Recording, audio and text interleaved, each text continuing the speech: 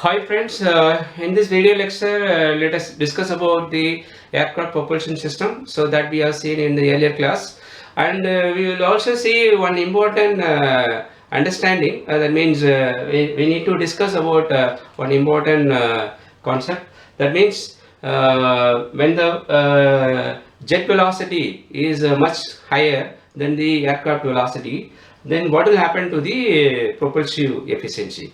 So that is what we are going to discuss in this class. So propulsive efficiency we all know. Okay, so what is the definition of the propulsive efficiency? So propulsive efficiency we define it as the it is defined as the thrust power divided by thrust power divided by propulsive power. So this is what this uh, propulsive efficiency. So we are just thrust into that means aircraft velocity VA divided by propulsive power. This can be defined with respect to the kinetic energy formula. So kinetic energy we all know that that is equal to 1 by 2 mv square. So by using this formula we can define the propulsive power. So we are defining it as the 1 by 2. Here instead of mass we will be taking the mass flow rate, but that is only the change. So mass flow rate we are taking m dot a plus m dot f, because the final product of the final product will be the engine, that means any jet engine. So that will be the combination of both mass flow rate of air and mass flow rate of the fuel. So that is the reason we are taking both into Vj. So this is responsible for producing the jet velocity. So we are multiplying with respect to this Vj square minus this is a input. So input to the system is nothing but mass flow rate of the air into Va square. So this is what. So then again we can define it for writing it the equation for thrust. So thrust we all know that so mass flow rate of the air into mass flow rate of the fuel into Vj minus mass flow rate of the air into Va.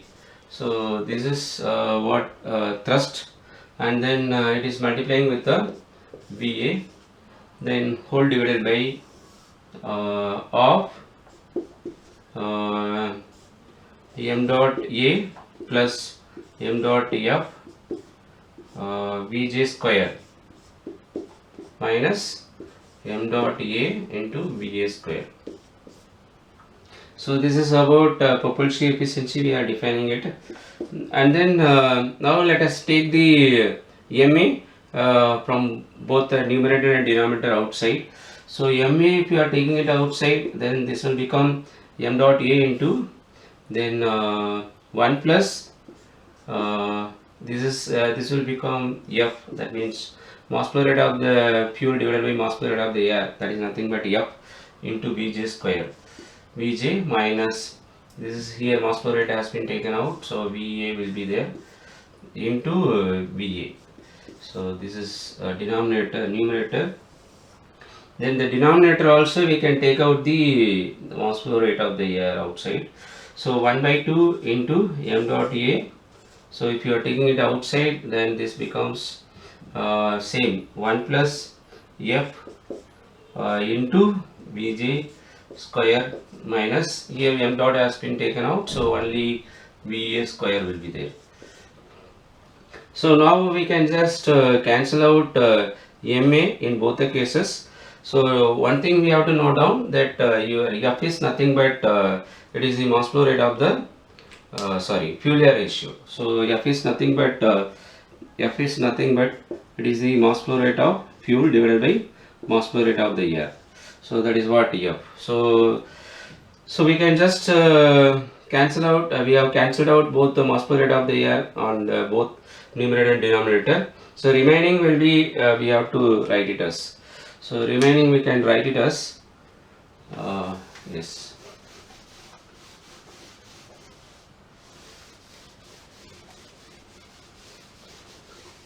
So remaining we can write like this. So remaining term will be 1 plus F into Vj minus Va into Va. So whole divided by here this is 1 by 2,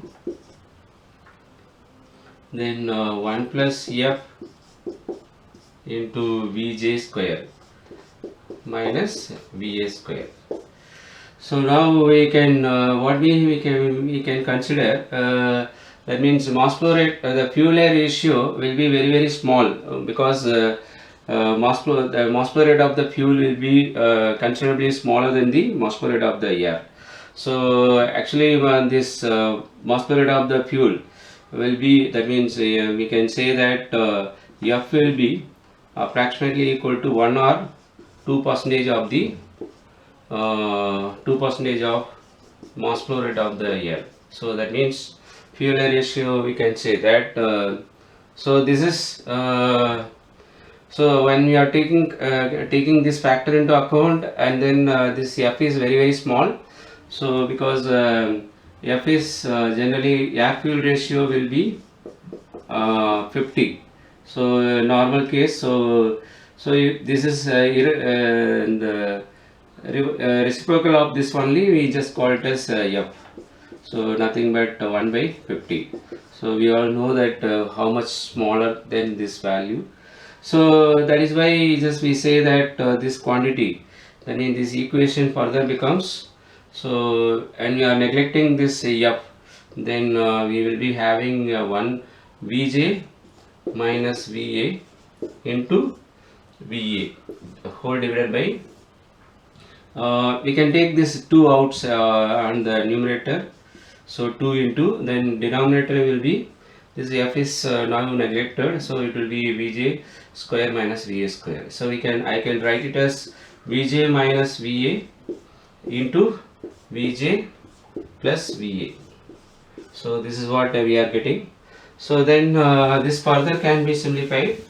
So if you are simplifying it further, and then we will be getting this, yes, I think this will be cancelled out. So this is where 2 Va by Vj plus Va. So this is further can be simplified, or we can do one thing, we can divide both the numerator and denominator by Vj.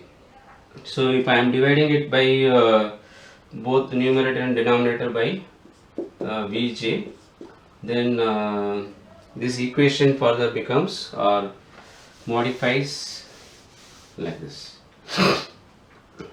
This becomes 2 into Va by Vj whole divided by 1 plus Va by Vj. So this, so this Va by Vj we can take it as the one. That means Va by Vj we can say as the sigma. So this also can be called as speed ratio. So this is what this. Okay, so now further this equation can be simplified. So if I am just simplifying it, so now this becomes propulsive efficiency becomes 2 into sigma divided by 1 plus sigma. So now we can just discuss how this jet velocity is impacting the propulsive efficiency. So for example, if the jet velocity is Vj is twice of the Va. So it means what we can say, Va by Vj, or Vj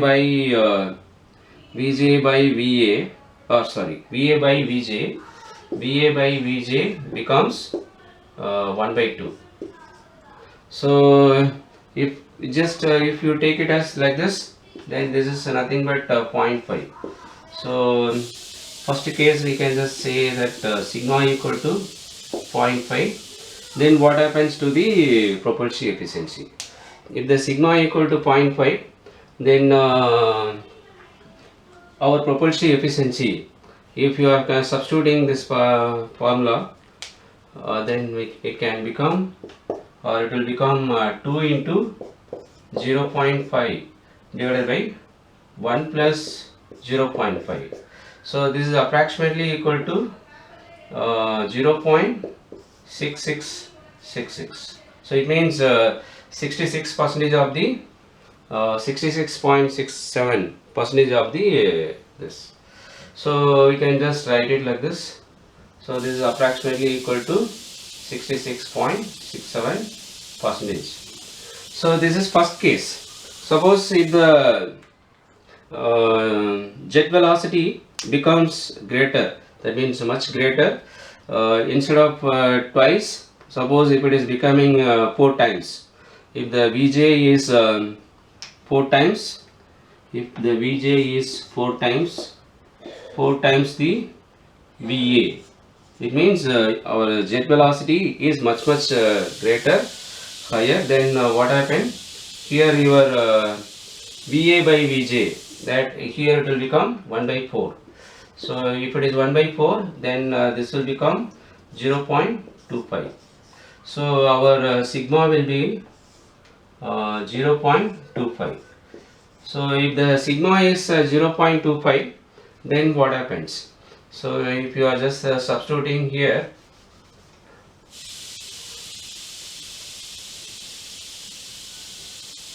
so if you are substituting sigma as 0.25,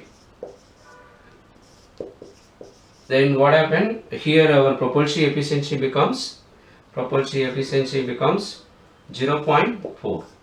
So that means nothing but 40%. So in the previous case, when the jet velocity is twice of the aircraft velocity, it was 66.67%. Now when the aircraft jet velocity becomes 4 times of the aircraft velocity, now the efficiency is decreasing. So it means as the jet velocity increases, your that means propulsive efficiency becomes smaller. So that means it is decreasing. So that is what we need to understand. As the jet velocity is keep on increasing, then our propulsive efficiency will be keep decreasing. It means, so jet velocity is directly related with the fuel consumption. As the jet velocity increases, fuel consumption also increases. So that is the reason our propulsive efficiency also decreases.